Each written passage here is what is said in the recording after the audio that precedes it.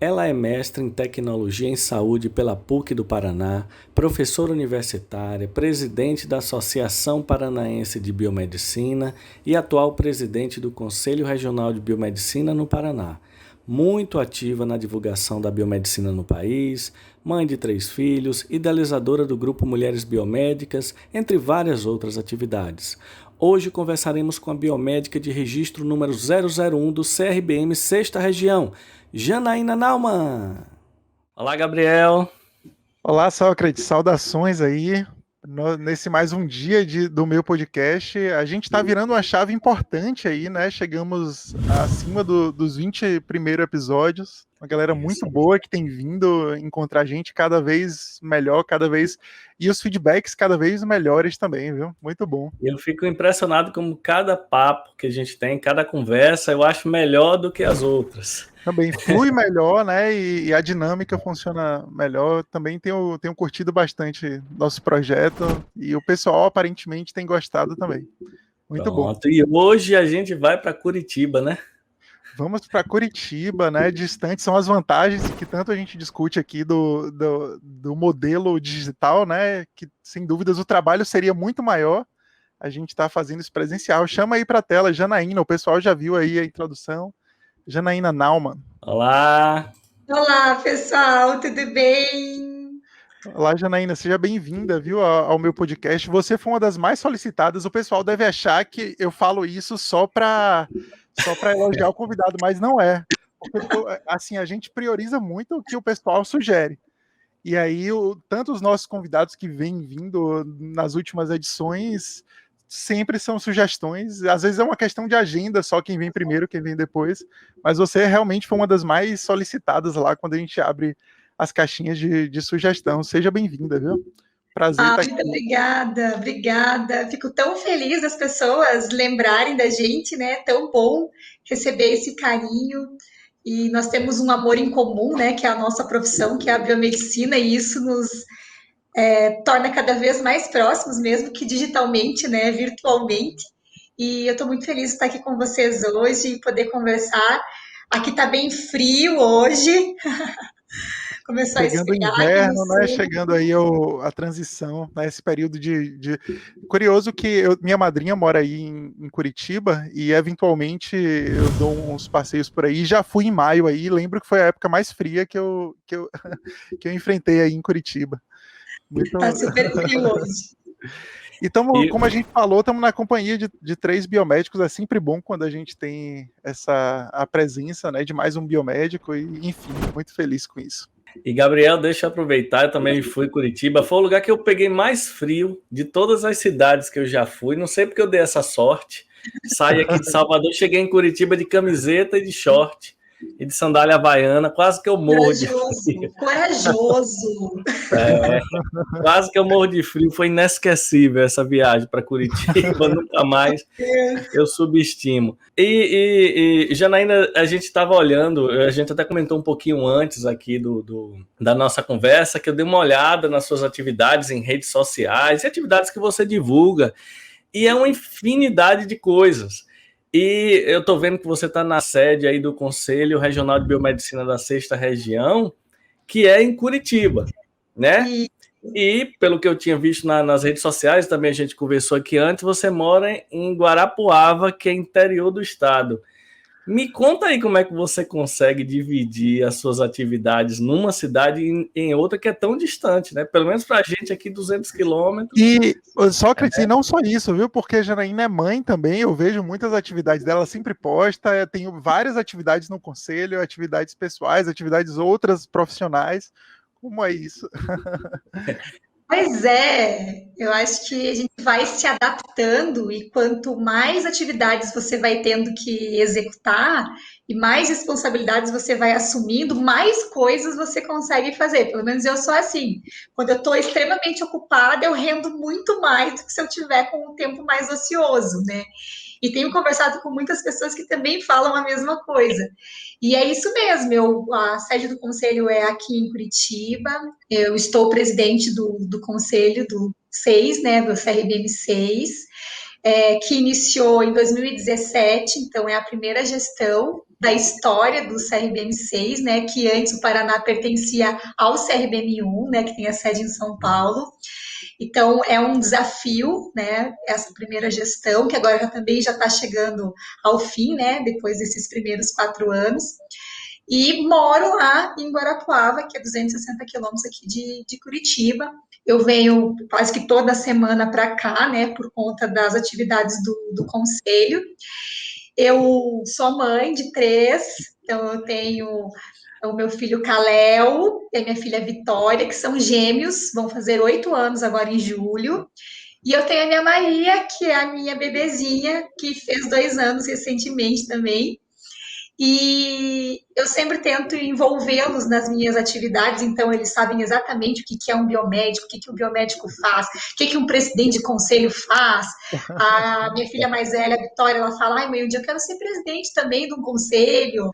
Então ela vira muito, ela acha o máximo. Um dia, na atividade escolar dela, perguntaram, mas o que a sua mãe faz, Vitória? Ela falou, minha mãe participa de reuniões. Então, para ela não falou, minha mãe é biomédica, não, a minha mãe participa de reuniões, então ela também quer participar de reuniões quando ela for mais velha. E eles estão sempre muito envolvidos, tanto é que a Maria, quando nasceu, eu já estava presidente do CRBM6, conselheira do Conselho Federal, né, também, e estão sempre com as atividades envolvendo a nossa profissão, trabalhando muito mesmo pela valorização, né, da nossa profissão, do profissional biomédico, do nosso trabalho. E quando ela tinha 40 dias, até uma curiosidade, quando ela tinha 40 dias, ela me acompanhou para Brasília, né? A gente saiu de Guarapuava, a gente vem até Curitiba para pegar voo aqui, porque lá o aeroporto não tem voo direto. E fomos para Brasília com a Maria, meu esposo me acompanhando, porque eu ainda estava amamentando a Maria. Então a Maria precisava me acompanhar, e eu tinha plenário do Conselho Federal lá. Então, para continuar as atividades, Maria, né, foi me acompanhando, os gêmeos ficaram, que já estão maiorzinhos, têm escola, e na época nós não vivíamos essa pandemia, né, isso foi em 2019, logo que ela nasceu. E na sequência eu já levei ela para Florianópolis no Congresso Sul-Brasileiro lá de Biomedicina, acho que ela tinha 50 dias de vida, e ela acompanhou lá também o Congresso bebezinha. Então eu tento envolvê-los com as minhas atividades, contar para eles o que a mamãe faz, né? Por que é importante o trabalho da mamãe, deixar eles muito livres para perguntar e conversar, né, sobre a atividade profissional. Hoje eles falam muito, eu quero ser biomédico, porque eles olham o trabalho da gente, né, e falam, que legal isso aqui, que eu sempre conto, principalmente agora, né, na pandemia, a importância do profissional biomédico, né, por que um biomédico é tão importante, principalmente nesse momento, por que nós estamos nos destacando tanto enquanto categoria, né, nessa pandemia, que é uma situação muito ruim, mas que para nós, enquanto profissional, deu realmente, nos tirou dos bastidores, né, e nos levou para um outro momento. E isso, a prova disso está, inclusive, na doutora Jaqueline, né? Verdade, nossa colega aqui, nossa amiga. Exatamente, e que ela teve, através dela, a possibilidade de contar um pouquinho do que é esse profissional biomédico na pesquisa e dessa importância, né? Então, eu tento envolver a minha família ao máximo. Meu marido é um dos meu maior incentivador, né? Ele permite com que eu possa desenvolver todas essas atividades no momento em que ele fica lá em Guarapuava, né?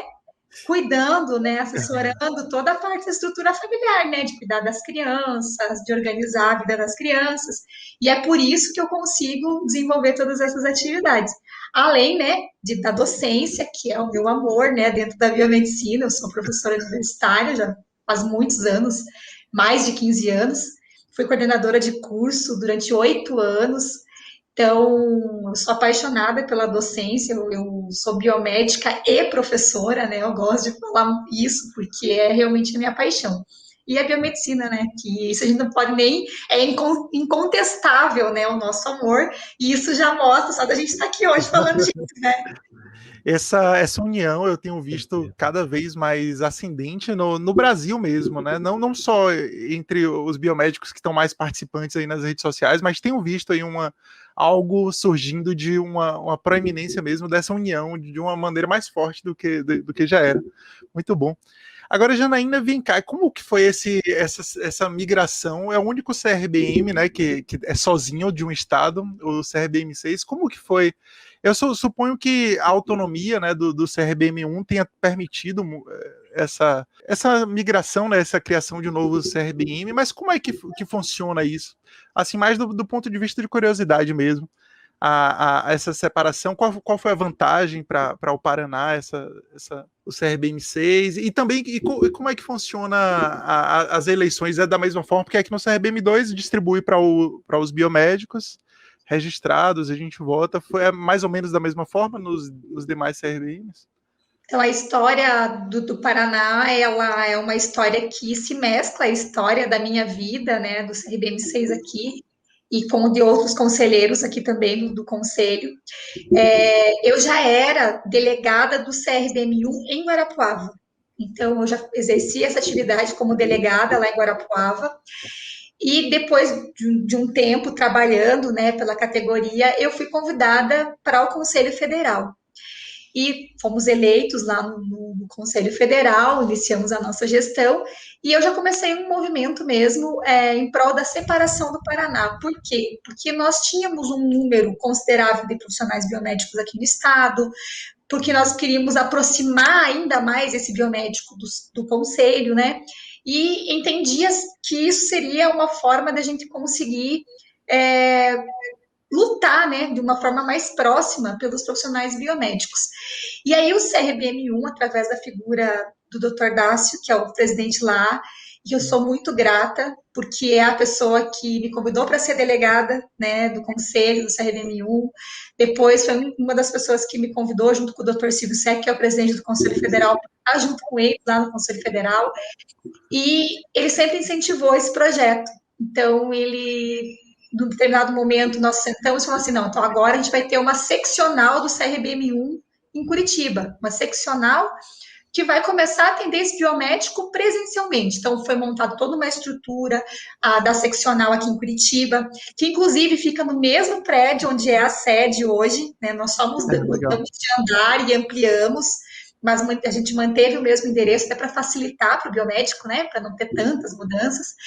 E se desenvolveu um trabalho durante aproximadamente 2 anos como seccional, né? O CRBM1 com a fiscal, né, que foi encaminhada do CRBM1 para ficar na seccional aqui, cuidar da parte da fiscalização do Paraná, e sempre com esse auxílio do CRBM1 e incentivo do Conselho Federal.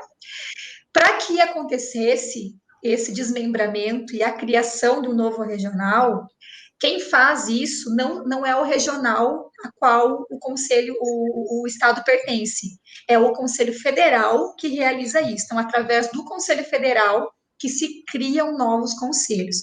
Claro que numa parceria com o regional, né?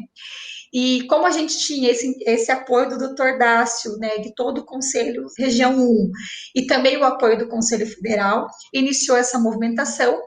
E no final de 2016 aconteceu uma plenária, e inclusive essa plenária foi na cidade de Bento Gonçalves, porque ela aconteceu lá no Rio Grande do Sul, porque ela aconteceu durante um congresso lá da associação de lá.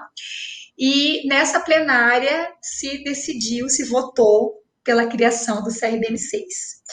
E abriu-se um processo lá na sequência, né, um processo eleitoral, e nós tivemos, naquele momento, uma única chapa inscrita, que foi a minha chapa, né, como presidente, e nós passamos por um processo eleitoral exatamente igual esse que você descreveu do CRBM2, que é o encaminhamento, né, das cédulas que vão pelo correio para os profissionais biomédicos votarem. Então, todos os profissionais que estavam na base de São Paulo, mas que tinham o domicílio no Paraná, receberam essa correspondência para votar. Na sequência, depois de nós sermos eleitos, iniciou a migração, né? Então, toda a base de dados dos profissionais que estava lá no 1 ela foi transferida para o CRBM6 e automaticamente os profissionais, né, que têm domicílio aqui do estado se transformaram em profissionais com registro aqui. E na numeração, né, eu era em CRBM, ainda sou, né, está inativo lá, mas a gente não deixa de ter o nosso número, né, eu era a biomédica 13.944, lá do CRBM1. E aqui no Paraná, eu sou a biomédica 001. E isso é para mim um orgulho. Poxa, que legal. Então, a minha é a carteirinha 01. Muito E bom. atualmente A minha eu acho que é 6.000 e pouco aqui. É 6.000. A de Sócrates certamente é bem. eu bem sou do CRBM2, né? Eu sou 1998. Aí, tá Então vendo? Eu acho também que é 6.000 não é e pouco. tão distante. Quantos biomédicos tem registrados aí no CRBM6? Então, hoje no CRBM6 ativos, nós devemos ter aproximadamente 5.000, porque a gente trabalha sempre com um número de ativos. De ativos, né? Então, a gente tem. É um estado que tem muitos biomédicos atuando. Nós temos muitos laboratórios, clínicas de estéticas também, né, que são as pessoas jurídicas, né, que a gente fala, também inscritos aqui no Conselho. Nós também temos tecnólogos inscritos, né, aqui no nosso Conselho. E é um estado que tem mais de 30 cursos de biomedicina, de graduação. Então, também forma muitos biomédicos, né, todo ano. Então, por isso que teve um aumento considerável do número de biomédicos do momento da criação. Naquele momento lá, a gente teve que estudar a viabilidade, né? Porque o conselho ele precisava ter condição de se manter, né? Sendo criado, porque ele tem autonomia administrativa própria, né? Ele é independente, então cada regional é independente, né? Assim como o federal. E aí foi feito todo um estudo, a gente conseguia manter o conselho com aquela quantidade de biomédicos que nós tínhamos 4 anos atrás. Né? E isso foi aumentando. E fora esses biomédicos que hoje a gente chama de ativos, né, que é aqueles que estão em dia com a sua anuidade, que estão atuando, né? Nós temos ainda uma base grande de biomédicos que são biomédicos que estão inativos ou que estão inadimplentes, que não entram nesse quantitativo. Você acha que essa descentralização é uma tendência para os demais CRBMs também? Eu digo isso porque eu tenho visto uma ascensão muito grande do número de cursos de biomedicina, inclusive aqui na Bahia. Acho que esse número deve ser muito semelhante ao do Paraná, então, tanto quanto de biomédicos ativos. Então, você acha que isso é uma tendência a longo prazo? Porque eu vejo muitas vantagens, de fato, desde que haja uma autonomia, a questão de uma especificação melhor para os biomédicos daquela região, acho que pode ser bem, bem válido, bem interessante. A biomedicina, ela só é o que é hoje em termos de representatividade, porque existe uma união muito grande do Conselho Federal e dos 6 regionais. Então, a gente trabalha muito juntos. E o Conselho Federal, por nós termos lá representantes de todos os estados, né, praticamente todas as regiões, tem uma preocupação muito grande em chegar no profissional mesmo e estar efetivamente trabalhando pela profissão, né, e fiscalizando, que é a atribuição dos conselhos regionais. E o Conselho Federal, na figura do Dr. Silvio, é um grande incentivador para que os estados realmente tenham cada um o seu conselho. Então, existe sim uma ideia dentro do Conselho Federal de que isso aconteça. Não sabemos quanto tempo vai levar isso, porque isso realmente é determinado pela quantidade de profissionais inscritos, ativos, porque tem que ter uma viabilidade, né, para que o conselho se mantenha, conforme eu mencionei. Mas existem sim essas discussões dentro do Conselho Federal. O CRBMC, a gente fala que foi um modelo piloto, né, para que isso acontecesse. A gente precisa ter o primeiro, né, não dá certo, então a gente hoje pode, finalizando essa gestão de 4 anos, a gente entende que deu certo, que nós estamos no caminho. Eu não me candidatei para a reeleição no CRVM6, então eu cumpro meu mandato até agora, dia 25 de maio, aqui como presidente, e aí na sequência assume o meu atual vice-presidente, que é o Dr. Thiago Massuda, Thiago. Isso, É amigão nosso também. Também na nossa lista aqui de convidados, viu? Para em breve. Isso. Então, ele vem. Eu acredito muito nessa oxigenação, que você precisa mudar. Né? Apesar de a gente estar junto na mesma gestão, o regional ele tem a cara do presidente, né? A gente vai tocando conforme aquilo que a gente acredita, consultando os outros conselheiros, mas quando você muda, às vezes um pouco que você mude já dá uma diferença, né? E você precisa encerrar ciclos e iniciar novos ciclos, né? Então, nós estamos de passagem, né, em tudo que a gente faz. E eu estou muito feliz de entregar, né, daqui uns dias, o conselho, a presidência, e ir para um projeto que eu falo que é um projeto também que tem muito da valorização do profissional biomédico, que tem muito da biomedicina, que vem junto nessa luta que a gente está travando há muito tempo, que é essa questão da representatividade, né, de sermos representados em todos os ambientes, em todas as esferas, porque nós ainda temos poucos nos representando. A gente sabe que o biomédico, ele vai lá, ele vai trabalhar, vai para a bancada, né, trabalha com ética, é um excelente profissional, e quando ele precisa ir para outros cargos, né, e também entrar nessa vida pública, né, política, ele acaba tendo uma certa restrição, né? Então, quando a gente olha para os nossos representantes, nós temos pouquíssimos biomédicos, né, que nos representam, né, não falando de conselho mesmo, associações, sindicatos que são da área, né, mas em outros segmentos mesmo da política, né? Então, a gente vem aí com um projeto bem bacana, novo, e a gente espera que dê tudo certo e que a gente possa trabalhar ainda mais, né, numa esfera maior, né, pela categoria. Eu falo aqui, nós três somos professores universitários, como você falou, somos biomédicos, e isso é uma coisa que eu falo bastante. A gente tem que ocupar diferentes espaços, porque senão todas as conquistas elas ficam muito difíceis. Eu dei uma revisada nas suas atividades aqui, porque eu queria ver uma dúvida que eu fiquei é como é que você acha tempo para fazer isso tudo. Eu não sei se algumas eu olhei e não estão mais acontecendo, mas eu vi que você foi candidata a prefeita da sua cidade com uma votação muito boa. Se foi a primeira vez que você se candidatou, acho que foi a quarta colocada, com quase 10 mil votos. E vi que você tinha ou tem uma atividade com o instituto que leva seu nome, a presidência aí do conselho, e ainda disse que ainda é professor. Presidente da associação também, né? Presidente da associação. Eu falei, caramba, eu falo muito com os alunos aqui da importância da diversidade de atividades, da nossa... Como é que diz? Que a gente não pode ficar muito parado fazendo uma atividade só, porque a própria biomedicina ela é diversa, né? A gente olha aí tantas áreas diferentes de atuação.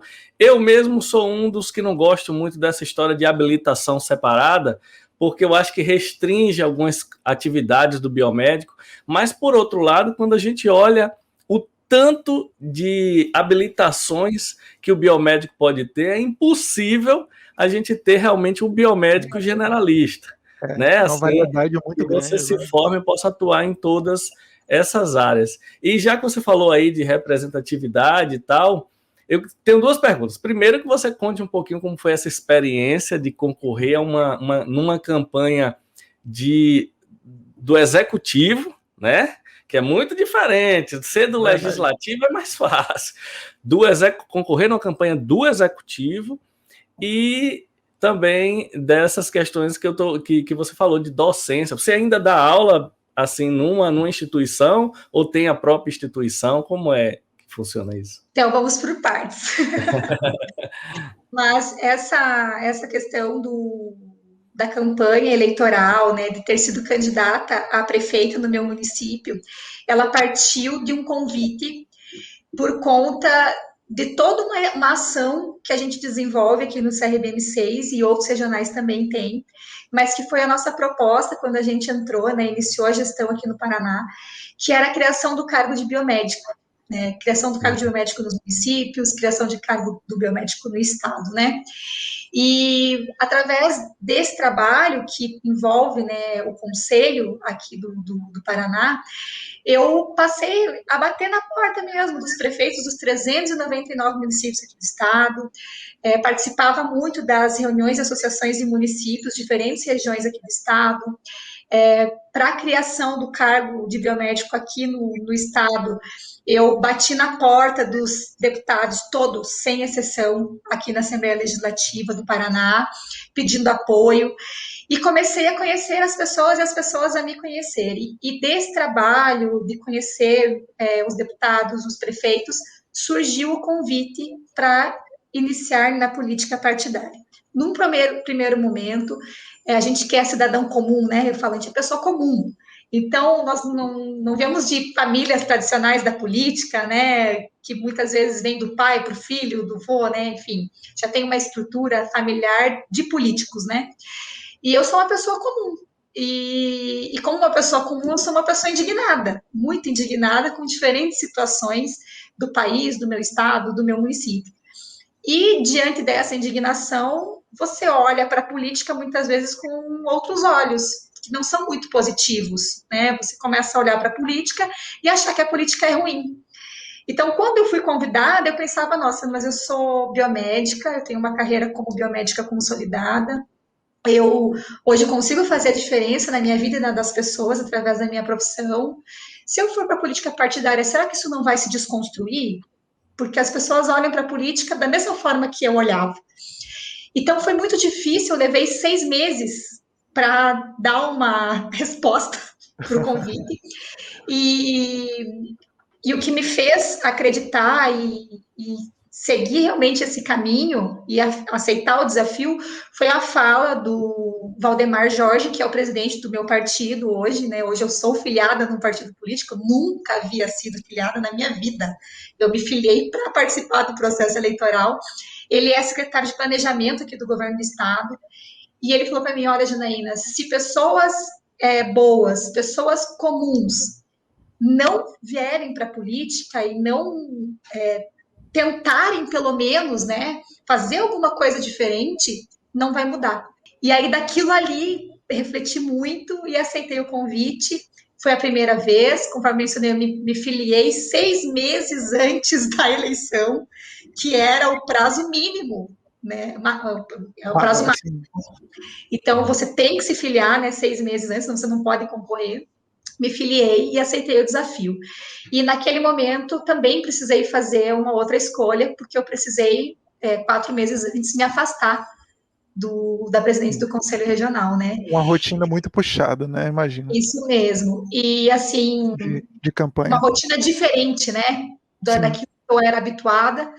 Então, eu passei a olhar com outros olhos o meu município, eu enxerguei muitas coisas que eu não via antes, eu tinha ideia de como que as coisas funcionavam lá e das dificuldades que existiam, mas em muitos lugares eu não havia estado fisicamente, né? Você vê, você escuta falar, você vê na televisão.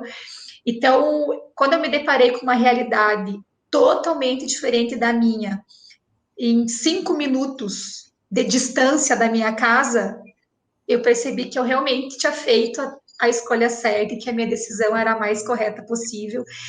E comecei a me questionar de como eu não havia feito isso antes. Né? Porque você começa a pensar, nossa, mas por que eu não tive essa vontade, essa ideia?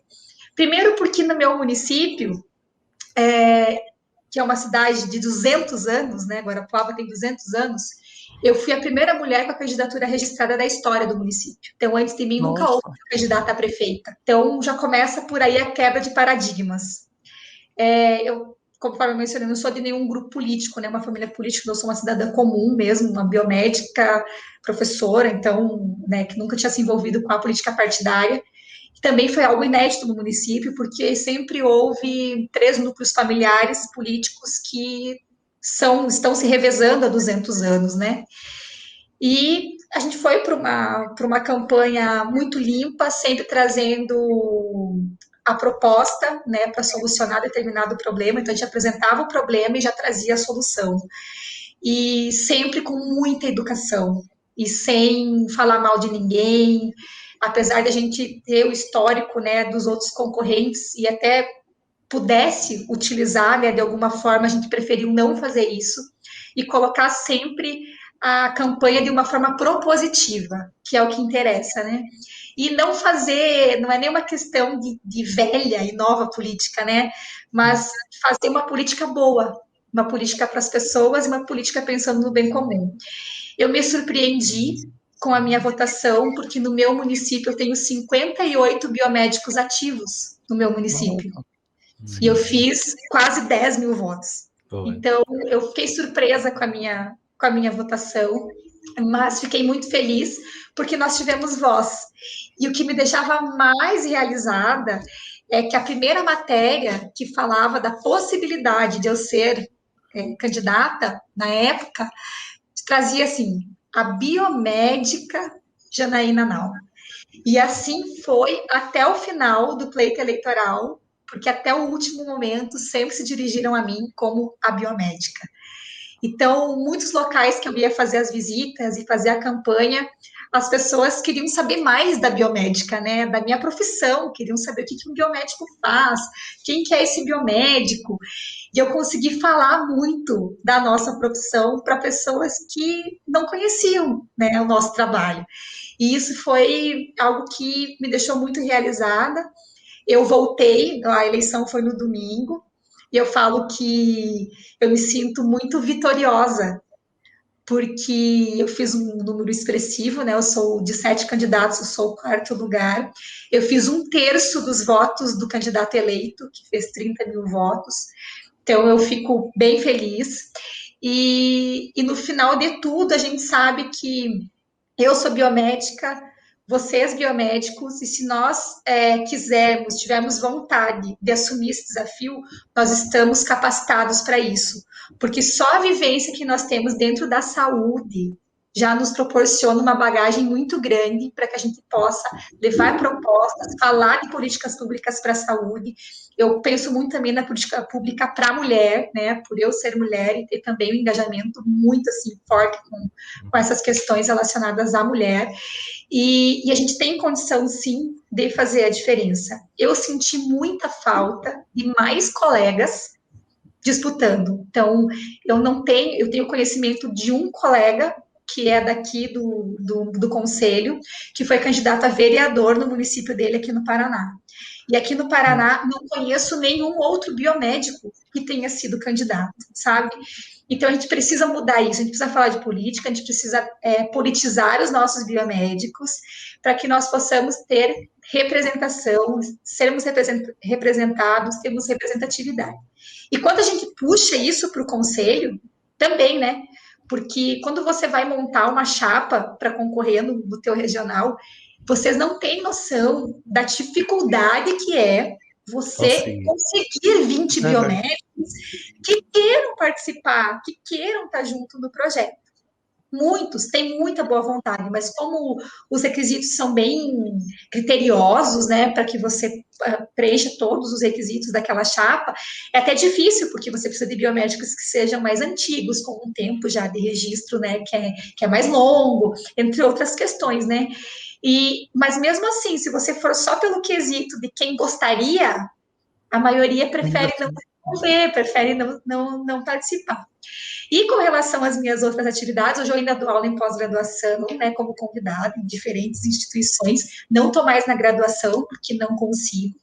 Tem um instituto onde a gente promove cursos, né, e são sempre voltados mais a esse desenvolvimento pessoal mesmo do profissional, e como ganhar espaço no mercado, muito voltado também para as mulheres, né, que a gente acaba conversando sobre outros temas, né, que é essa questão da profissão relacionada com a maternidade, essas múltiplas funções da mulher, então a gente trabalha muito essas questões.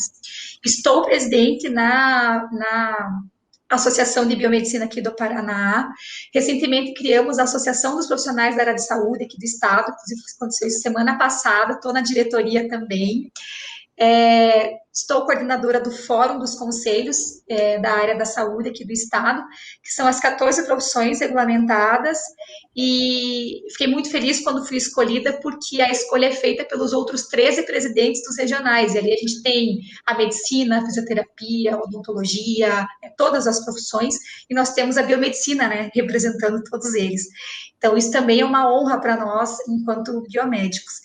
E também estou lá, continuo, né, no Conselho Federal, como conselheira titular no Conselho Federal, e fui muito bem recebida lá, já estou na minha segunda gestão lá, né, a gente já teve uma gestão, agora a gente já está na segunda, né, que eu participo, e o Conselho Federal tem uma preocupação muito grande, conforme vocês mencionaram, essa questão das habilitações, né, então isso vem do Conselho Federal, essas habilitações, né? Pensando sempre em ampliar o leque de atividades do profissional biomédico. E isso vem na forma das habilitações, de outras formas também, como, por exemplo, agora essa questão que a gente tem falado muito, né, do biomédico CRT de clínica de vacina, que é algo que nesse momento de pandemia, né, ficou muito evidente, muito falado. Até já quero falar para vocês que vocês não convidaram ainda o doutor Djair, que é o presidente do CRBM2.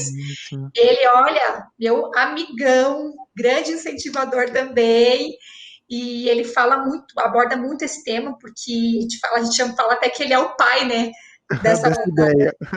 Dessa ideia, porque ele que trouxe isso para a discussão no Conselho Federal. E dá para a gente conciliar tudo, tá? Só que chega num ponto em que você tem que passar o bastão, né? Então, quando eu estou presidente do CRM6, eu cumpri meu papel, né? O mais importante era criar os 6, né? Era colocar ele para funcionar. Eu estou lá na Associação Paranaense, estou também, mas no momento que terminar o mandato, pretendo passar para outra pessoa também. E assim também agora no fórum também, coloquei meu cargo à disposição do fórum também. E assim a gente vai, porque a ideia é começar. Alguém tem que começar, né? Alguém tem que fazer. Então, vamos lá. Então, eu vou fazer, a gente vai começar, e aí as pessoas vão dando continuidade na história, né? E cada um vai contribuindo um pouco. E daqui a pouco vocês vão ver, tá aí biomédico dominando o mundo inteiro. Precisamos, né? Na verdade, vocês já estão, né? Porque direto a gente conversa com biomédicos aí que estão pelo mundo. O nosso podcast é o mais internacional que existe. Todo dia a gente conversa com um biomédico de um local diferente e já conversamos com vários biomédicos fora do país. Muito Inclusive, bom. A doutora Jaqueline, que você falou, a gente conversou com ela recentemente, ela está em Londres agora. Uhum. E eu queria perguntar também, Gabriel, até pulando na sua frente, com relação a essas questões, ainda voltando um pouco mais com relação à habilitação do profissional biomédico. É muito difícil para uma instituição de ensino ela conseguir decidir que perfil ela vai dar para o biomédico. Como é que você vê essas questões da habilitação assim? Como é que faz, assim, na sua visão de conselheiro, inclusive do Conselho Federal, que participa de reuniões lá e tal, de plenárias, como é que você vê essa questão das habilitações, o fato de serem individuais? Eu falo aqui, a minha opinião com relação a isso é justamente que a gente deveria ter grupos de habilitações e não uma específica. Por exemplo, Gabriel é habilitado em imunologia. Não sei como ele fez isso, porque é muito difícil você conseguir habilitar em uma área das análises clínicas, uma área individual. Eu sou imunologista e não sou habilitado em imunologia especificamente. Mas, assim, como é que vocês, e você particularmente, como é que você vê essa área das habilitações? Porque eu acho que é muito fragmentada a forma de estar na nossa carteira profissional. São 31 diferentes. Imagine uma faculdade decidir onde é que o aluno vai, quais as disciplinas eu vou colocar na grade para dar uma habilitação àquele aluno. Veja, quando a gente fala da grade, né, e dos cursos de biomedicina, a maioria dos nossos cursos, ele é para análises clínicas, né, que é a nossa habilitação, uma das primeiras, né, não a primeira, porque lá atrás a gente era ensino e docência, né, aí na década de 80 que a gente vem com análises clínicas. Até hoje, a maioria dos cursos é para habilitar em análises clínicas. Então, a gente tem o nosso maior número de profissionais atuando nessa área. Por que a criação dessas habilitações distintas e por que o CFBM pensa dessa maneira? Quando a gente olha para a profissão e vê o mercado de trabalho, qual é a nossa preocupação? É ampliar as áreas para que o biomédico possa se encaixar no mercado de trabalho. Então, lá atrás, nós tínhamos uma grande concorrência nas análises clínicas com a farmácia, não sei se vocês lembram disso. Na época que o curso de farmácia ainda não era da maneira que é hoje, né? Eles faziam um primeiro momento, depois eles iam para bioquímica e aí eles iam trabalhar no laboratório. Lá atrás, então, a nossa maior concorrência era com a farmácia por conta de análises clínicas. Então, o mercado, ele era um mercado difícil para você entrar em análises clínicas, isso um tempo atrás. E aí a preocupação de outras áreas. Então, a gente tem acupuntura, diagnóstico por imagem e outras tantas áreas aí que são mais ou menos, né, decorrentes logo na sequência da análise clínicas, as mais antigas, né? E o mercado, ele foi se transformando e hoje, se a gente olhar para análises clínicas, tem muito mais biomédico atuando em análises clínicas do que eu tenho farmacêutico. Então, isso já é muito claro para nós. Quando a gente olha os registros do conselho mesmo, e a gente vai ver os RTs dos laboratórios, a maioria dos laboratórios, alguns, né, são de propriedade de farmacêutico, mas o RT é biomédico. E na equipe só tem biomédico. Então, foi mudando esse cenário da análise clínica, isso foi se modificando. Mas, outras ideias foram aparecendo. Então, a gente teve uma habilitação, que não posso mais nem dizer que ela é tão velha, né, e tão nova, mas é a estética, né, que eu acho que é o maior exemplo que a gente pode dar, que é uma habilitação que veio e que o biomédico hoje, se eu for olhar, fazer uma análise na minha comissão de ensino e docência aqui do Conselho, da quantidade de processos que eu tenho de inclusão de nova habilitação, a estética é o maior, é a campeã. Então, se eu pegar 10 processos, eu vou ter 9 da estética. É bastante mesmo. E é uma área que a gente percebe que muitos, hoje, acadêmicos de biomedicina, escolheram fazer o curso de biomedicina para fazer a habilitação estética, para atuar na estética. Verdade. E ele não vem pelas análises clínicas, não vem, ele vem pela estética. Então, a gente tem um número muito grande. E as habilitações, elas foram sendo criadas dessa maneira conforme a demanda foi surgindo. Então, nós tínhamos lá um segmento da estética, né? E isso não acontece do dia para a noite. Então, vem essa ideia, muitas vezes ela é trazida pelo profissional, né? Que percebe um nicho de mercado, né? A possibilidade de atuação. Então, ele traz essa ideia. O CFBM, ele monta uma comissão, essa comissão analisa, discute, isso é um trabalho longo, é demorado, para que a gente possa entender se a nossa capacitação, se aquilo que a gente aprende na graduação, durante todos os anos, dá suporte para atuar naquela determinada área. Porque se nós não tivermos a base, a gente não consegue habilitar aquela pessoa, porque eu não posso ter um curso que direciona totalmente para análises clínicas e habilitar a pessoa em estética. Não tem lógica, né? Então, a gente faz todo um estudo para entender se aquele biomédico vai conseguir atuar naquela área com a base que ele recebe na graduação. E ela vai acontecendo por demanda. Então, ela vai mudando. Essa questão da vacina mesmo, né, DRT de vacina, era algo que já tinha sido abordado, discutido, e coincidentemente ele veio, né, num momento que nós estamos enfrentando uma pandemia, né, e que a vacinação está muito em voga, né, está muito em alta falar sobre vacinação. Nós temos a fisiologia do exercício, por exemplo, também, mesma coisa. Então, a gente tem infinitas áreas, as PICs, né? Já ouviram falar das PICs? Que também foram muito discutidas, sabe? E como fazer essa habilitação sempre também é muito discutido, porque quando saem as nossas resoluções do federal, vocês devem ter observado que saem alguns critérios. Então, não basta eu fazer um curso de especialização em estética para eu me habilitar. Eu preciso seguir todas as regras que estão naquela resolução. As disciplinas, a carga horária, né? Tem toda uma estrutura do curso que tem que ser respeitada para que eu possa habilitar aquele profissional. Em estágio, mesma coisa, né? Também eu não posso ter uma instituição que não ministro uma sequer disciplina da área de estética e, de repente, eu mando o meu acadêmico para fazer um estágio de 500 horas em estética para habilitar. Então, tem que ter uma consonância entre a matriz curricular, o estágio curricular, se for para fazer depois da graduação, né, que é uma alternativa que nós temos, tem essa questão da especialização, mas que tem que seguir as determinações que estão contempladas lá na resolução. Então, assim, eu, como conselheira federal, e como presidente do regional, vejo que a forma como a gente tem feito hoje deu condição das pessoas se inserirem no mercado. E das pessoas também terem interesse pela nossa profissão. Porque talvez essas pessoas que hoje nos procuram para fazer biomedicina, pensando em atuar na estética, elas não fariam biomedicina se não tivesse essa área. Verdade. Porque ela não queria aquelas análises clínicas, né? Aí talvez ela fosse fazer farmácia, né? Ou também não, porque a farmácia mudou tanto também, né? A estrutura curricular. Então, hoje também o pessoal está na indústria, está na farmácia mesmo, né? Está na dispensação de medicamento. Então, também mudou muito essa estrutura.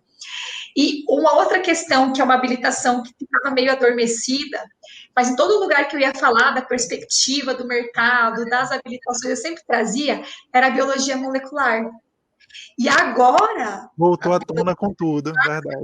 Exatamente, voltou assim as discussões, e quem eu falava lá atrás, falava, faça biomol, e as pessoas falavam, não, que biomol, nada, vou fazer acupuntura, sei lá o que, né, vai fazer outra coisa. Agora fala, nossa, professora, eu devia ter feito biomol mesmo. Então, assim, você vê como as mudanças acontecem e nós temos essa possibilidade de nos adaptar enquanto biomédicos, porque nós não precisamos mudar de curso enquanto acadêmicos. Eu posso chegar no meio do curso e entender que eu não gosto de análises clínicas, eu gosto de diagnóstico por imagem. Né? Ou o que aconteceu comigo, eu cheguei no último semestre, tive uma matéria de didática, que era optativa, e falei, eu quero ser professora, né? Eu sou uma biomédica professora. Então, a biomedicina, ela nos dá essa opção de mudar de ideia.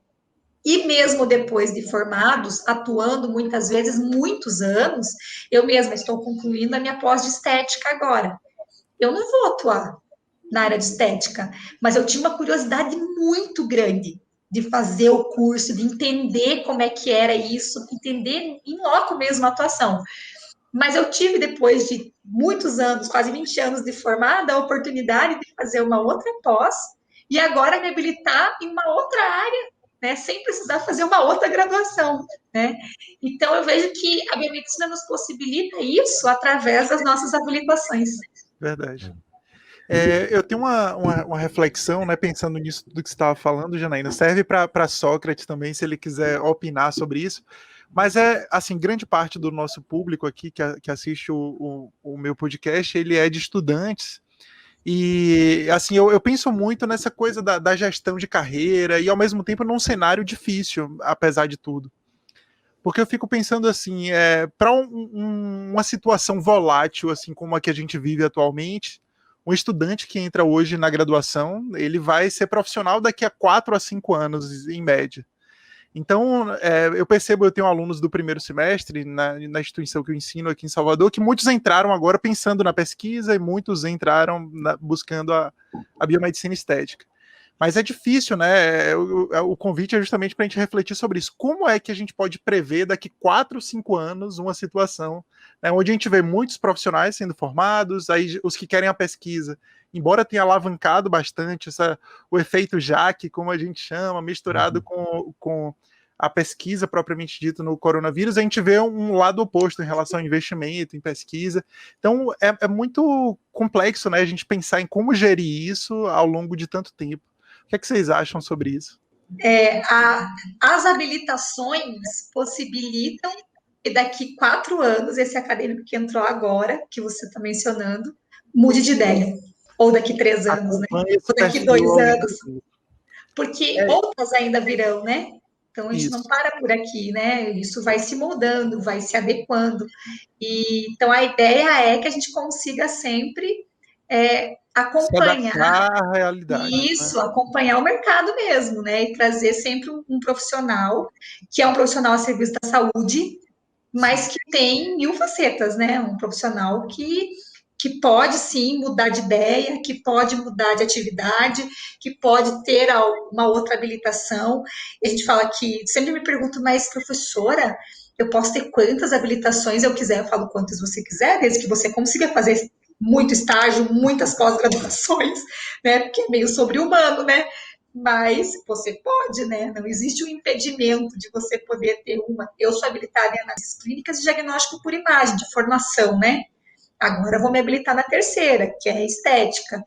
Mas eu tenho um colega, inclusive aqui do conselho, que ele já é habilitado em 4. Então, assim, eu falo que é bastante, né? E deve ter outros profissionais que são habilitados em mais do que 4. Né? Então, no decorrer aí da carreira, a pessoa pode ir se adaptando ao mercado, né? Essa questão da habilitação, ela realmente é como você falou, ela dá uma oxigenada no profissional formado, porque ele pode ir para uma área totalmente diferente depois de formado. O que eu não gosto das habilitações são as velhas, as novas, tá tudo ótimo, tudo lindo. Agora, não vejo lógica em uma pessoa habilitada em análises clínicas e a habilitação em banco de sangue ser diferente, sendo que é quase tudo a mesma coisa. Igual a biologia molecular. Eu fiz um curso, sou habilitado em análises clínicas, que eu tive 5 disciplinas de genética. Ache outro curso no Brasil que você não vai achar. E eu não sou habilitado em genética e não sou habilitado em biologia molecular. Isso que eu acho que é um ajuste que talvez futuramente as habilitações para essas questões mais antigas, essas mais precisa evoluir. Mas as novas é sensacional. Você saber que depois de formado eu posso agora fazer um curso de estética, por exemplo, né? E ser uma nova área de habilitação continuando sendo biomédico. Essa das novas eu acho ótima e concordo perfeitamente. Agora, as velhas, eu acho que deveria agrupar. Teve um exemplo desse agrupamento com a docência e pesquisa, não foi? A docência e pesquisa agregou algumas habilitações. Nós adequamos isso, porque assim, a gente, por exemplo, microbiologia, é um exemplo, né? Porque o que aconteceu? Lá atrás, bem no comecinho, habilitava, a gente era ensino e docência, né? O biomédico. Então, ele habilitava na disciplina que ele tinha formação. Então, por exemplo, eu tenho formação, eu sou professor de microbiologia. Aí ele habilitava em microbiologia. Aí a gente fez essa readequação e colocou todas essas dentro do ensino e docência, para você se habilitar em ensino e docência. Então, teve isso. Né? Deixa eu aproveitar, Gabriel, que eu estou chorando aqui. Vou torcer para o que aconteceu com o ensino e docência acontecer com análises clínicas, banco de sangue e biologia molecular, que são ali, dá muito bem para virar uma coisa. Vou levar a sugestão, professor, vou levar a sugestão. Tenho plenária amanhã de meio-dia, hein? Pois leve. Sabe que esses desafios, né, das habilitações, eu acho que, de fato, para o indivíduo, né, que está ali estudando, mas também para as instituições deve ser complexo essa previsão, porque aí, no caso da instituição, né, as matrizes curriculares, elas passam por um estudo prévio que também tem que estar prevendo esse futuro. Dos caminhos, porque o perfil do egresso ele tem que ser pensado no futuro e não necessariamente um recorte do agora, né? Porque essas transformações acontecem. E a instituição também não pode oferecer uma habilitação que não esteja de acordo com a sua matriz curricular, né? Com o seu projeto político-pedagógico. Então tem toda uma amarração, digamos assim, até por conta dos critérios de autorização e reconhecimento do curso pelo Ministério da Educação, né? Sim. Ô, Gabriel, mudando um pouquinho de assunto rápido, será que a gente está conversando com uma futura deputada, com uma futura governadora do estado? Eu fiquei curioso com isso, viu? Na hora que ela falou ali no início, não sei se ela já pode revelar aí alguma ideia, alguma... A única coisa que eu tenho certeza agora, e é difícil a gente ter certezas, né, na nossa vida, mas é de querer realmente continuar trabalhando pelas pessoas. Então, o que eu vivi o ano passado, na campanha de 2020, foi algo muito positivo na minha vida. Eu acredito que consegui melhorar muito como ser humano, observando, entendendo e ouvindo as pessoas. E quando eu falo da nossa categoria, chega num ponto em que, no cargo em que a gente está, a gente não consegue fazer além. Então, você vai até um determinado ponto e daquilo ali em diante você não consegue passar, né? Então, você tem que assumir um novo desafio se você almeja ter outras conquistas. Então, existe sim uma conversa com o meu partido e um convite, né? Esse convite ele aconteceu na semana posterior às eleições municipais. A eleição foi domingo, eu recebi o convite na terça-feira, para vocês terem uma ideia. E eu vim amadurecendo essa ideia. E estou me inteirando cada vez mais, porque, volto a dizer, eu sou uma pessoa comum, né? Então, muitas coisas a gente não entende ainda. Dessas questões de bastidor político mesmo, né, que você precisa conhecer também. Então, o que eu fiz o ano passado? Eu iniciei uma pós-graduação que é direcionada para a administração pública, porque, ao meu ver, a gente não pode fazer nada que a gente não entenda e tenha capacidade para fazer da melhor maneira possível. Não dá para dizer, eu vou ser candidato, né, vou ter um cargo X, Y, se eu não estou preparado para isso. Então, você tem que estar preparado, né? Porque é aquela coisa assim, eu vou ser candidato, e aí chega lá na frente, nossa, fui eleito, e agora, né? Então, isso não pode acontecer. Você tem que estar preparado, né? Você tem que estar preparado não é nem para perder, eu falo que é para não vencer e preparado para vencer, né? Verdade. Então, eu comecei toda uma preparação com a pós-graduação, vou concluir agora em agosto. Tenho trabalhado muito essas questões de valorização do profissional da saúde, né, que é os nossos colegas, né, e os nossos biomédicos. E existe uma grande possibilidade de ser candidata no ano que vem a deputada. Não sei dizer para vocês ainda se deputada estadual, se deputada federal, são coisas que a gente ainda está analisando, mas eu aceito sugestões da categoria, tá? Eu quero que as pessoas deem opinião, né? Falem o que estão achando, se acham que esse é o caminho mesmo da gente ter representatividade, né, na Câmara, que é algo hoje que, se a gente olhar, nós não temos, pelo menos aqui no Paraná, eu não tenho nenhum deputado biomédico, temos um deputado que é farmacêutico aqui, mas não temos, e nunca tivemos, né, na história aqui do Paraná, um deputado ou uma deputada biomédica ou biomédico. Se a gente for olhar para Brasília também, nós tivemos, já houve um deputado biomédico lá, e por São Paulo, eleito por São Paulo, e hoje nós também não temos mais representação, né? Então, até fica como no sentido de reflexão das pessoas que estão nos assistindo e que têm interesse e que gostam, né, da política, que acham que é interessante se envolver, que quer enfrentar um novo desafio em diferentes estados, né? Porque a gente sabe que hoje com a internet tem um alcance muito grande, de pensar se de repente não é a hora de colocar o nome à disposição. Será que lá em 2024 a gente não vai conseguir ter candidatos a vereadores, candidatos a prefeitos no Brasil inteiro? Porque eu tenho certeza que no momento que nós tivermos um movimento político nesse sentido, o Conselho Federal, os conselhos regionais, as associações vão ser as primeiras a dar apoio para esse profissional biomédico, para que ele possa ter condição de nos representar. Então, fica essa reflexão de será que não está na hora? Ao meu ver, passou da hora, né? Já devia ter começado antes, né? Nós já deveríamos ter os nossos representantes, né, nas câmaras de vereadores, né, tanto legislativo, né, municipal, estadual, federal, ter pessoas que nos representem, né, e que possam falar pela categoria. É muito difícil quando você vai defender ou falar de algo que você não conhece, que você não viveu. Então, você tem que ter experiência, né?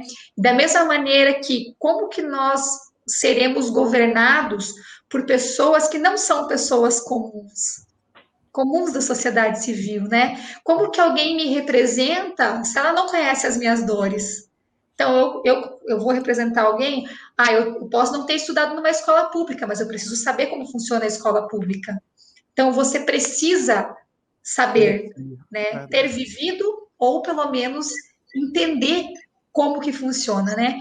Então, se Deus achar, né, que será a hora, o ano que vem a gente tem um grande desafio pela frente. Eu coloco tudo nas mãos dele, porque ele sabe, né?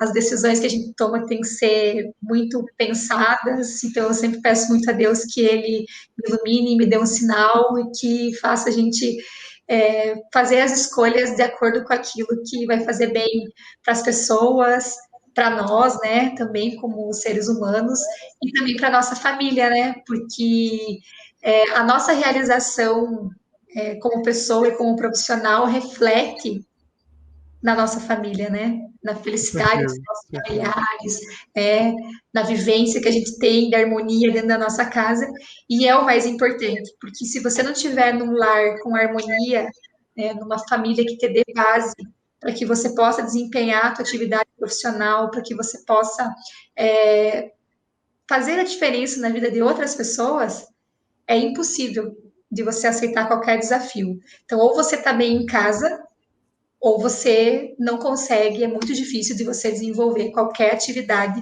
fora de casa, né, sem ter essa estrutura familiar. Eu realmente concordo com absolutamente tudo que você falou. Eu acho que não só é preciso ter ideia, como é fundamental aí nas próximas eleições, nos próximos... qualquer atividade política que seja, ter a presença de nós biomédicos. Eu tenho mais uma curiosidade, você mencionou aí os bastidores, um pouquinho da política, mas como que é essa, não necessariamente da rotina, mas quais são as atividades de fato de um candidato a prefeito? É uma cidade relativamente grande, mas assim, como você acorda e vem alguém que te manda a sua agenda, como é que isso é montado? Enfim, as coisas que você participa, como é que é isso? Você que escolhia ou é uma equipe que faz por você? Como é que funciona? E ela foi candidata sendo mãe recente, não é isso? Isso mesmo, a Mariazinha. O maior ainda. A Maria tinha 1 ano e meio. Quando foi a campanha, ela tinha 1 ano, né? Quando começou a pré-campanha, e quando eu me filiei, a Maria tinha 1 ano de idade. O bom é que Maria vai ser biomédica, política, bem ativa também. Olha, a Maria, a personalidade forte, a Maria. Mas é assim, eu nunca havia feito uma campanha, né? Não sabia nem por onde começar. Essa é a realidade. Até por isso que eu conto, porque às vezes tem alguém em casa pensando assim, nossa, eu tenho jeito mesmo para isso, eu tenho vontade. E às vezes a pessoa fala, mas eu não sei como fazer. Eu também não sabia, tá? Eu tinha muita boa vontade, eu queria muito que as pessoas me conhecessem os projetos, queria conhecer as pessoas, estar com elas. Então eu venho para uma primeira campanha da minha vida, sem saber muito como fazer, com uma estrutura financeira muito pequena mesmo, tá? Bem modesta mesmo, com uma equipe muito enxuta, de pessoas que acreditam, não acreditavam, porque nós seguimos juntos no propósito, mas que acreditam, né, nesse projeto. Então, nós começamos a idealizar, começa sempre pelo que a gente chama de pré-campanha, né? Que não é a campanha. A campanha hoje, com essa nova lei eleitoral, ela é curtinha. Então, você tem um pouco mais de 1 mês para fazer a tua campanha. Então, ela tem uma pré-campanha, que tem uma agenda. E, geralmente, a gente vai criando essa agenda mesmo, com base nas pessoas que a gente vai encontrando e que vão nos apoiando, as lideranças que a gente chama, né? E tem um trabalho que é realizado nas campanhas maiores, tem toda uma assessoria para isso, né? No meu caso, eu não tinha uma equipe muito grande, então eu me envolvia em tudo, né? Desde a elaboração da minha agenda, do que seria feito, como seria feito, a elaboração do material gráfico, desde a escolha da paleta de cores, tudo, eu me envolvia em tudo. Então, eu participei de cada etapa da construção do projeto, eu estava junto. E no decorrer da campanha vão surgindo alguns compromissos, porque as entidades, elas procuram todos os candidatos, né? Então, tem muitos termos de compromisso que procuram para que o candidato assine, caso ele seja eleito, né? Para que ele dê continuidade a alguns projetos que já estão sendo executados, né? De algumas associações, entidades. Então, essas pessoas marcam, procuram, né, a equipe e marcam essas agendas. E fora isso, basicamente, eu optei por estar com as pessoas. Só que aí nós vivemos uma pandemia. Então, no dia do lançamento da minha pré-candidatura, que foi 12 de março do ano passado, a gente ainda não tinha a determinação correta, né, de como que estava a situação do coronavírus. Eu fiz o meu pré-lançamento na quinta-feira e no domingo, na quarta, no domingo foi aniversário de 1 ano da Maria, então ainda teve a festinha da Maria de 1 ano, e na outra semana fechou tudo.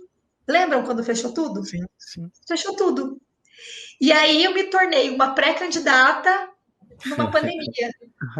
E quando eu entrei em campanha, né, quando começou a campanha eleitoral, já passavam meses, né, porque a campanha foi acontecer lá final de setembro, né, setembro, ali, outubro, que foi a campanha.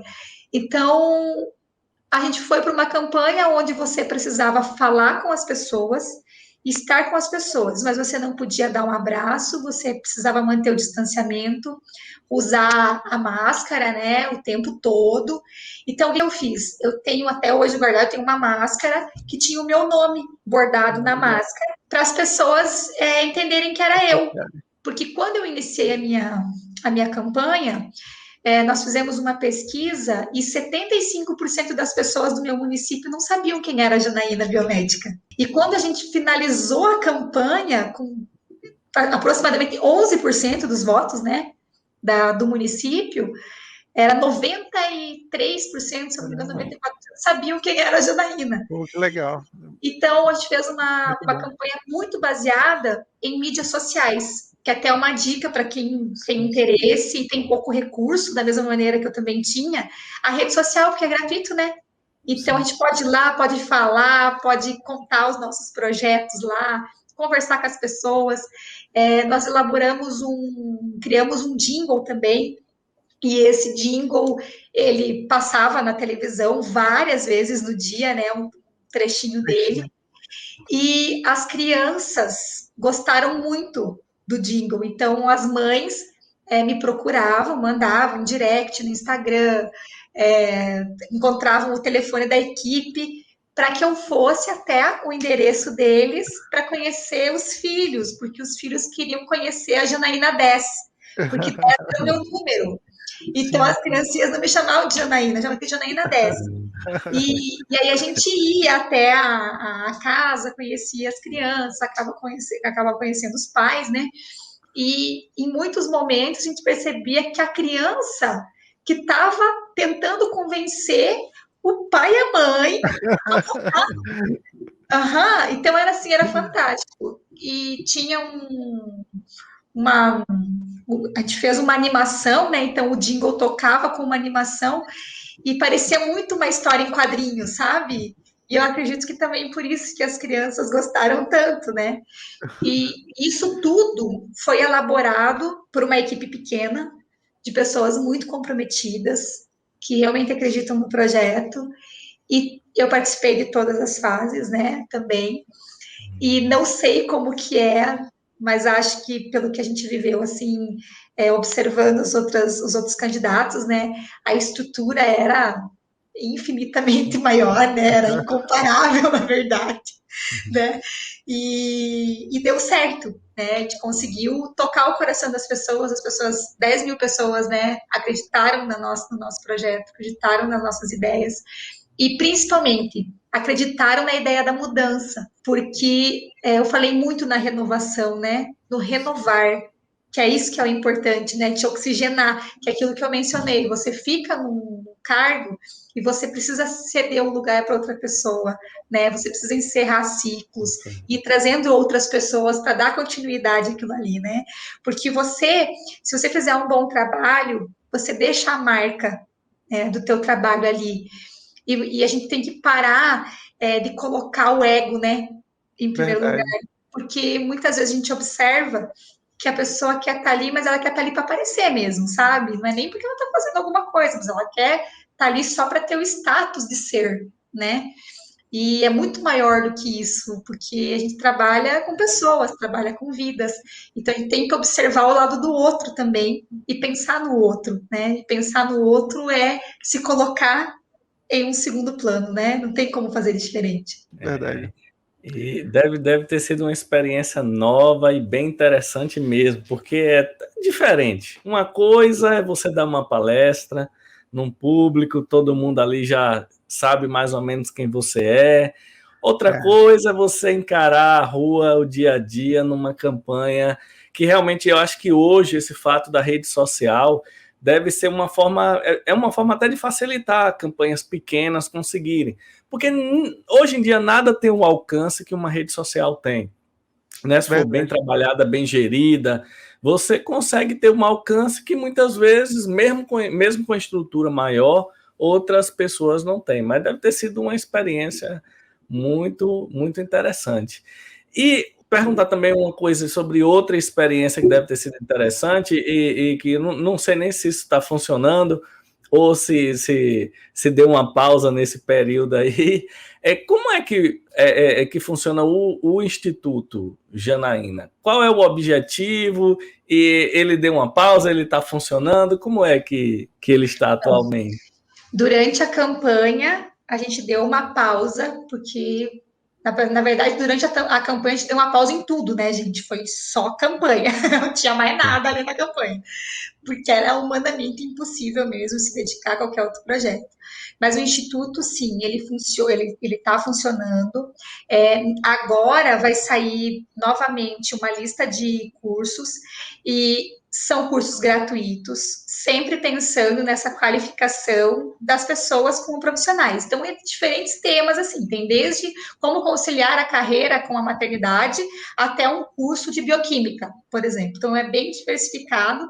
Eu tenho diversos parceiros também que embarcam nessa junto comigo, né?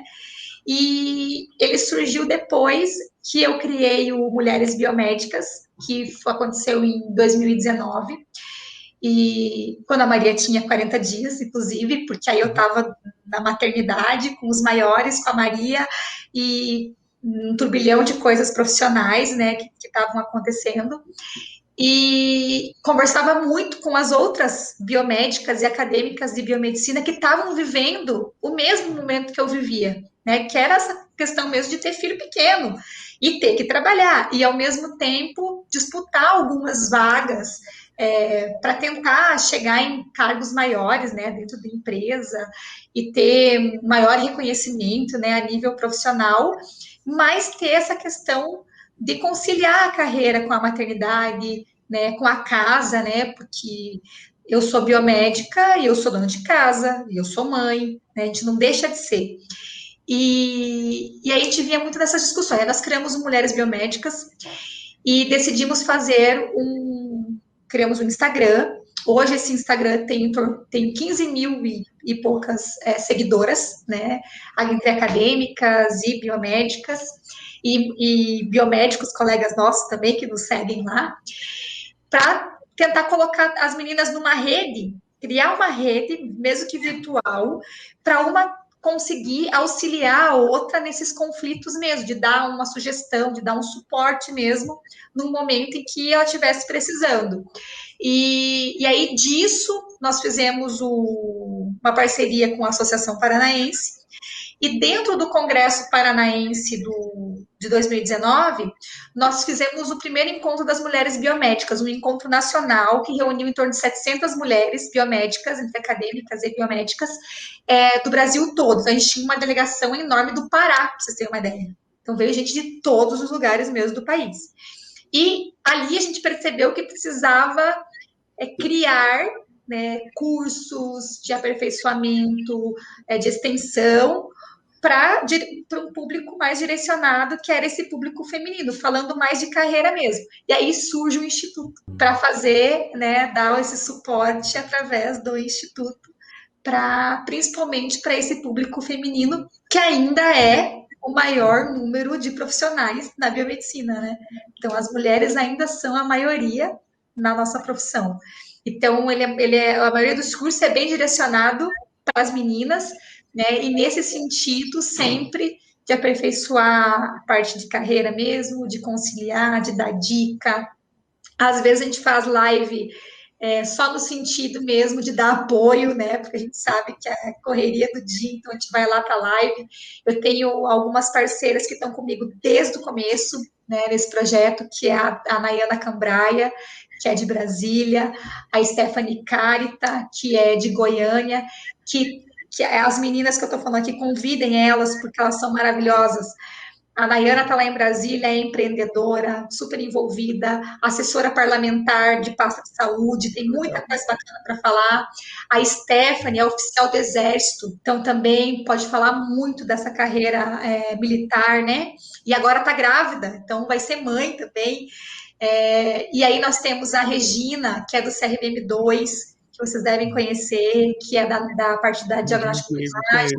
Sim. Também sempre traz uma bagagem muito bacana, porque a gente sempre traz o exemplo, a Regina é aquela mulher que a gente olha, daqui um pouco ela está consertando o aparelho de ressonância, né? Então, mulher forte. E as meninas estão comigo desde o começo, sabe, nesse projeto.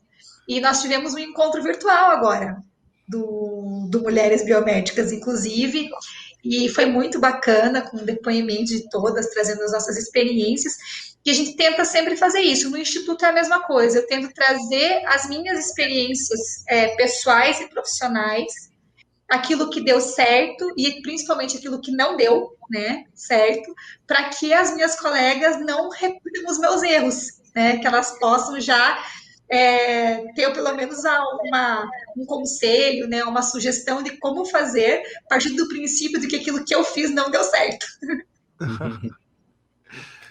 Janaína, voltando só ao assunto do conselho propriamente dito, eu entendo bem as funções do conselho, toda a parte de fiscalização, mas na rotina, o que é que faz um presidente do conselho de biomedicina? O que é que ele, assim, quantas vezes ele vai lá por exemplo, ele só participa das plenárias, o que mais que ele faz, além como sua filhinha falou, além das reuniões, o que é que o presidente do conselho participa? E eu fiquei com uma curiosidade específica também, eu acho que você comentou assim mais amplamente no início, a sua entrada para o conselho, como é que ela foi feita, essa transição? Como foi o primeiro convite inicial, aí depois para o CFBM? Como é que foi esse arredondamento aí para esses conselhos? Então, das atividades, a figura do presidente pelo regimento, né, do conselho, é a pessoa que representa o conselho. E na falta deste, ele determina, né, no momento que ele não puder estar presente numa reunião, num evento, o presidente determina quem irá substituí-lo. E muitas vezes isso é feito pelo vice-presidente, né? E por isso que tem um vice-presidente. Mas a atribuição vai desde, provavelmente as pessoas não sabem, mas quando vocês encaminham, o acadêmico encaminha o seu diploma com a sua documentação para fazer o registro do conselho, nesse registro, a assinatura é a do presidente. Então, ele vai desde uma coisa que é simples, né, mas muito significativa, inclusive eu já postei isso nas minhas redes sociais, que cada vez que eu assino, eu acabei de assinar agora de manhã também, cada vez que eu assino um diploma é uma história, é um momento novo que se inicia na vida daquele profissional biomédico, né, é o registro dele. Quando a gente fala da carteirinha, né, a carteirinha também, né, vai lá a assinatura do presidente. Então, desde assinar o diploma daquele registro que está entrando, representar o conselho, né, nas reuniões, falar pelo CRBM6, né, o presidente fala pelo conselho, participar das plenárias, né. Então, quando a gente faz uma plenária, geralmente o que faz? O presidente ele faz ali uma determinação, né, de sugestão de pauta, o que quer ser abordado. Eu gosto de me envolver em tudo, então, desde o registro do meu profissional, né, em todos os setores, eu gosto de estar envolvida, de entender o que está acontecendo. Então, muitas vezes chegam alguns questionamentos de e-mail, de profissional, eu sento aqui com o pessoal para a gente olhar aquele questionamento, entender como que a gente pode instruir o profissional da melhor maneira possível. Então, é um trabalho que vai além dessa figura, né, que todo mundo enxerga, né, de representação, mas de trabalho mesmo. E o nosso conselho, como é um conselho pequeno, e que começou, né, nós começamos junto com o conselho, né, então a gente começou do zero. Nós precisamos entender realmente todos os processos e todas as etapas para que a gente pudesse dar o encaminhamento, né, entender como que funcionava, para que a gente pudesse fazer o melhor trabalho possível pelo biomédico. Então, desde quando tem um processo ético, por exemplo, é o presidente que dá o encaminhamento para a comissão de ética. Então, tudo gira em torno dessa figura, né, do presidente, para dar os encaminhamentos para que cada um realize o seu trabalho. São quantas pessoas aí? Nós temos, sempre são 20 conselheiros, 10 titulares e 10 suplentes. A diretoria são 4, né? Que é presidente, vice-presidente, tesoureiro e secretário. E aí vai ter o segundo tesoureiro e o segundo secretário, né? Caso precise, da mesma maneira que tem o vice, né? Presidente, substituir. E nós, no CRBM 6, nós ainda não temos muitos funcionários também, né? Porque nós somos pequenos. Então, a nossa equipe é uma equipe bem enxuta e que se desdobra muito para atender todos os profissionais da melhor maneira possível. E nós temos muita sorte de ter pessoas que são muito comprometidas aqui, de ter uma equipe muito boa trabalhando aqui no CRBM 6 e que ama a biomedicina, apesar, né, que a gente tem aqui a maioria do administrativo, né, não tem a formação de biomédico, mas amam a biomedicina, entendem o que é a biomedicina, a importância dessa profissão, a importância do nosso profissional. E nós, enquanto conselho, o que a gente tá aqui para fazer? Fiscalizar o exercício profissional, né, mas não só no sentido de verificar se o nosso colega está trabalhando da forma adequada, né, está cumprindo o nosso código de ética, mas também em tempos de pandemia como agora, fiscalizar no sentido de entender se o nosso profissional está trabalhando em condições dignas, né? Está tendo o suporte da empresa que ele trabalha para ele trabalhar com segurança. Então, isso também é a nossa atribuição. E como a nossa profissão é uma profissão relativamente nova, conselhos regionais, né, com um dos conselhos mais novos mesmo, né, que a gente tem da saúde, nós tomamos algumas coisas para nós que não são atribuições do conselho. O conselho, se ele apenas fiscalizar o exercício profissional, ele vai estar cumprindo a atribuição legal. Quando a gente olha tantos regionais, né, buscando a criação de cargos de biomédico lá nos municípios, né, indo para a justiça para garantir que o biomédico esteja no determinado edital de um concurso público que ele não está contemplado, não é atribuição do conselho.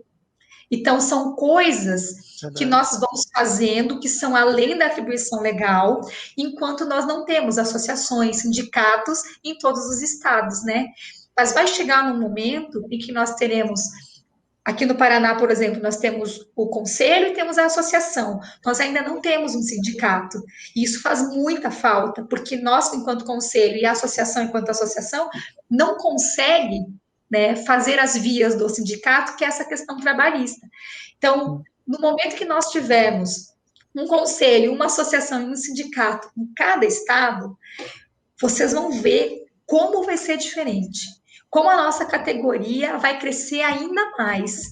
E como muitas das dificuldades que nós estamos enfrentando hoje, nós não teremos mais. Então, quando a gente fala de participação política, a gente fala também do biomédico, para o biomédico vir criar o seu sindicato, cria a sua associação, né? Vem representar o colega biomédico, né? Vem trabalhar pelo colega biomédico. Os frutos demoram para ser colhidos, mas você em algum momento você precisa plantar, né? Senão se você não plantar, você não vai colher nunca. Então, às vezes a gente percebe que ficam esperando, né, alguém fazer. Eu tenho muito esse perfil, talvez, não sei se as pessoas proativa, né, de fazer, entendeu? Ah, não tem um conselho, vamos lá. Não tinha associação no Paraná, vamos criar a associação. Não tinha um fórum dos conselhos. Eu fiz o projeto, vamos lá, presidentes, vamos criar o fórum. A gente tem mais força se falar os 14 juntos, né, para representar a saúde. E hoje o fórum faz uma diferença enorme nas questões relacionadas principalmente à vacinação, porque nós vamos, os 14, né, procurar conseguir que os profissionais sejam todos vacinados, 100% das categorias sejam vacinadas, né, dos profissionais que estão trabalhando, que estão ativos. E talvez se a gente fosse individualmente, nós não teríamos toda a força. É verdade, essa união é sempre forte. E da saúde mais ainda, né, agregando todos os profissionais. Com certeza. Gabriel, toda vez ele deixa para mim. A gente nosso papo foi fluindo aqui, a gente já tem quase 1h30 de podcast gravado, para você ver, mas foi um papo tão interessante, assim, tão legal e diferente, né? Eu não sabia, a gente quando começa aqui a conversar no meu podcast, a gente não sabe para onde a conversa vai. E a gente foi aqui para diferentes locais. Até agora eu não descobri como ela arruma tempo para fazer o tanto de coisa que ela faz. Eu acho que aí vai ter que ser um outro episódio só para isso, viu, Gabriel? Porque realmente é muito difícil, é muita coisa, precisa ter uma organização, como você falou, você participa dos processos.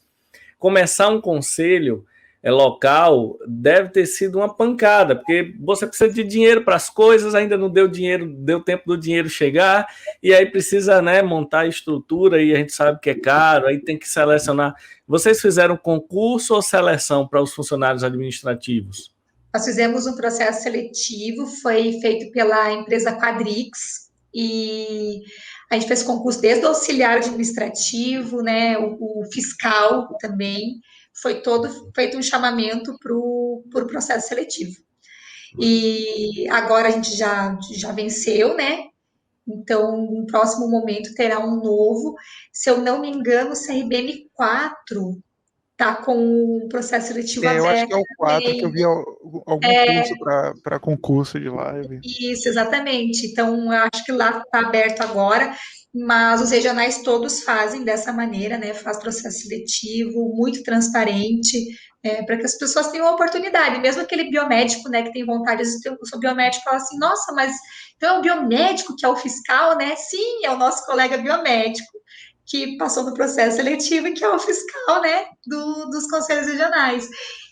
E uma coisa também que é importante a gente falar é da diferença, né, que às vezes as pessoas não sabem, mas o Conselho Federal de Biomedicina, ele tem a atribuição de fazer toda a parte de regulamentação da profissão. Então, é através do Conselho Federal que se determina o que pode, o que não pode ser feito por um biomédico, né? O que é uma infração, o que não é, enfim.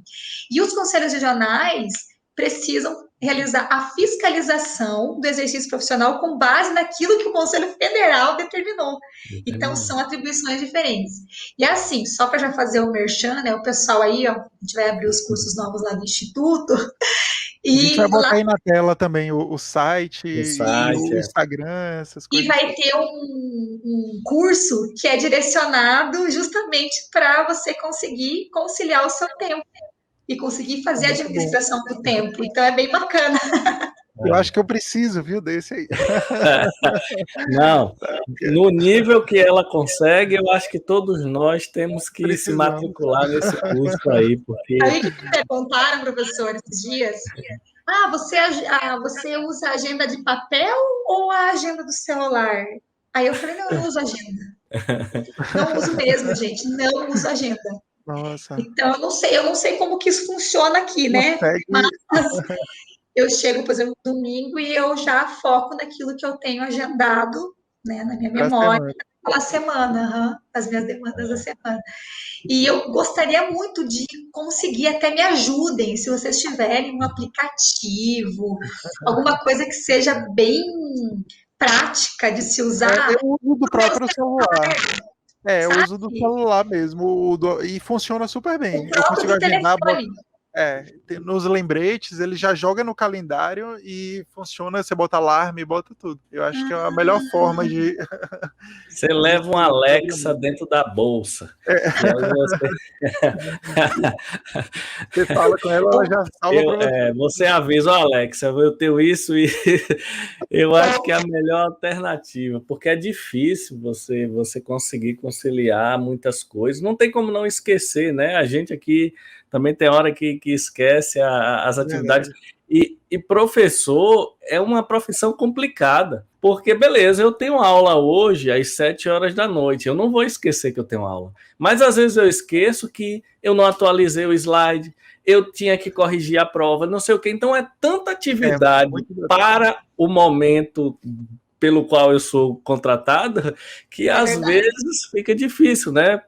Para quem é docente, é uma rotina gigante de atividades. E quem também tem atividades nas redes sociais também, aí é outra demanda, uma outra trabalheira.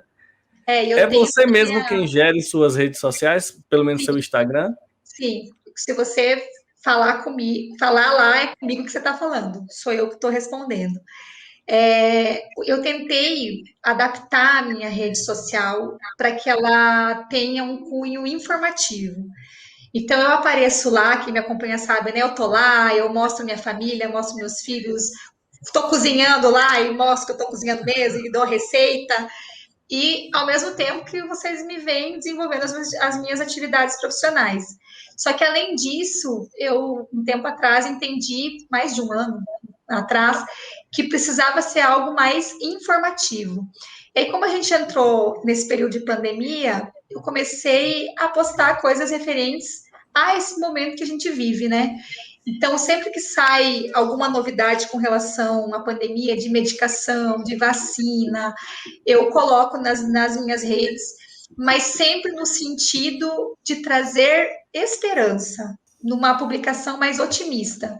É muito difícil eu falar da quantidade de óbitos ou de qualquer coisa que seja nesse sentido, porque eu vejo que nós já estamos passando por um momento tão complicado que a gente precisa falar da importância de se prevenir, né, do distanciamento, do uso da máscara, da lavagem das mãos, do uso de álcool e tudo que a gente pode fazer para evitar a contaminação e a disseminação do vírus. Então, isso é recorrente, a gente tem que fazer isso, né? Ainda mais nós, profissionais da saúde, então é inquestionável essa nossa responsabilidade.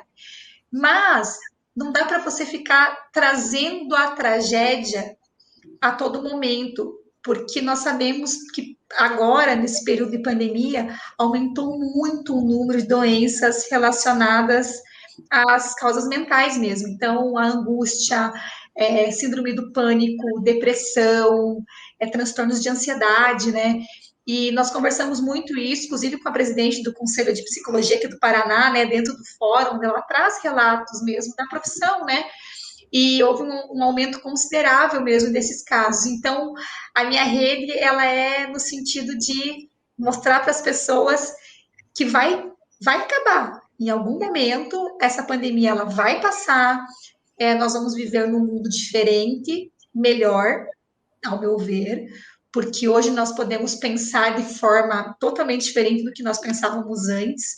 Então, desde as prioridades, né? Hoje você olha, eu olho para o lado e percebo o quanto a gente lá atrás não se importava com pequenas coisas, como, por exemplo, o fato de você poder dar um abraço, o fato de você poder beijar uma pessoa, apertar a mão da pessoa. Então, tá junto mesmo, né? O tá junto. E ainda bem que nós temos esse mundo virtual que nos faz estar próximos virtualmente e encurta essas distâncias e faz com que a gente possa dar muitos abraços virtuais. Então, eu quero agradecer vocês pelo convite, dizer que é uma honra sempre falar da minha profissão. Eu tenho muito orgulho da biomedicina. Tudo que eu sou como pessoa e como profissional, eu devo à profissão que eu escolhi e eu não tenho arrependimento nenhum na minha escolha. E espero que eu possa continuar o meu trabalho, continuar levando o nome da minha profissão, a importância do profissional biomédico para as pessoas e que essa rede de pessoas que nos admiram enquanto profissionais possa aumentar ainda mais. E parabéns, né, por essa iniciativa de nos aproximar, né, enquanto profissionais biomédicos, profissionais colegas da saúde, através desse podcast. Eu adorei. Eu agradeço muito, Janaína, porque eu te acompanho já há muito tempo nas redes sociais, então para mim, como eu falei no início, é uma virada de chave bem grande. A gente tem conversado com grandes profissionais, então isso é um motivo de orgulho muito grande, de felicidade, enfim. E nossa ideia também, né? Você é a primeira presidente de CRBM que a gente conversa, a primeira a convidada que está presente como titular também do Conselho Federal. Nossa ideia é conversar com todos, então você é a primeira de muitos e muito orgulho. Inclusive, uma das nossas ideias de chamar o professor Silvio, né? O doutor Silvio, que com certeza já participei de alguns eventos com ele, mas vai ser um ótimo papo, com certeza, enfim. Com Orgulho certeza. Muito obrigado, muito bom, excelente sua participação. Um dos detalhes que eu tinha esquecido da gente mencionar, mas que você também está encabeçando essa ideia, que é o da Biomedicina Solidária. Esse vídeo vai sair, a campanha ainda está em funcionamento, então o pessoal, a gente vai botar aí na tela para o pessoal, os links para o pessoal fazer a doação, para, enfim, acompanhar, que é uma iniciativa muito importante. Muito importante mesmo, então não deixem de doar, procurem saber mais sobre a nossa campanha. Ela vem idealizada pelo Conselho Federal, pelos regionais. Dr. Silvio, que acabou de ser mencionado, foi a pessoa que trouxe essa ideia para o plenário do Federal e foi aprovado unanimemente por todos, porque nós vivemos esse momento, né, que é um momento bem difícil. Sabemos que muitas pessoas estão passando por grandes dificuldades, né, falta de comida mesmo, daquilo que é básico, né, para um ser humano. E nós precisamos nos unir em prol de todos. E sabemos que a biomedicina tem força. Hoje eu fiquei sabendo já de muitas doações que já estão sendo entregues em vários regionais, muitas ações. Então, está tendo uma resposta bem positiva da sociedade com relação a isso. E nós somos parceiros lá, né, na campanha. Sim. E estamos aqui para divulgar o projeto. É o primeiro momento, mas a gente sabe que isso vai ter continuidade, né? Que não é algo que vai terminar agora nessa primeira edição, vai continuar. E trazer o Dr. Silvio para um bate-papo vai ser muito bacana, porque ele é a história viva da biomedicina, né? Ele participou lá atrás, desde a criação da profissão, da criação do Conselho Regional em 79, né? Então ele pode contar toda essa história com bastante detalhe, porque ele foi uma pessoa que viveu essa história, né? A história da biomedicina também se mistura à história da vida dele. Vai ser ótimo. Com certeza, agradeço, foi um prazer. E o bom do podcast é que a gente não encerra. Daqui um tempo a gente lhe convida de novo, se você aceitar. Vai ser outra história, outra conversa, outros assuntos que ficaram de fora de hoje. E prazer em conhecê-la, né, virtualmente. Eu já lhe conhecia no Instagram, nas atividades de redes sociais, mas bater esse papo aqui foi muito prazeroso. E agradeço muito você ter aceitado. E quem vai assistir o nosso podcast, a gente vai colocar na descrição desse vídeo todos os links do Instagram, dos Instagrams que você participa, até aí o site do Conselho Regional da 6ª Região, que a gente está vendo, né? crbm6.gov.br. E só tenho a agradecer. Foi muito legal, foi um prazer conversar com você. Eu que agradeço. Muito obrigada. Tchau, pessoal.